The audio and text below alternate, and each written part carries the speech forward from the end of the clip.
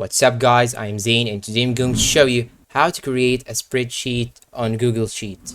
First thing you should do is to log in into your Google account. Then now you have to go to Google Apps right here, click on it, then here you should choose Drive.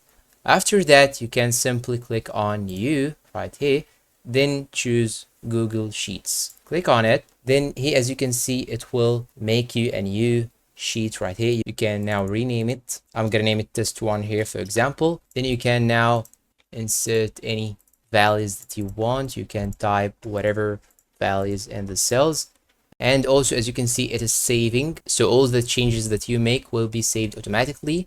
And now if you want to move it, you can simply click on file, then click on move, and you can move it to any folder that you want. And you can also share it. You can click on share, click on skip for example, then you can choose this option right here, then click on editor, then you can copy the link and share it with anyone that you want. And this is how you can actually make a Google Sheet. But there's also another method that you can do it. You can simply go back to your Gmail and now you can click on Google Apps. Then you should just scroll a little bit down. Then you can simply click on Sheets just directly before going to Drive. Then you can simply click on this plus sign right here.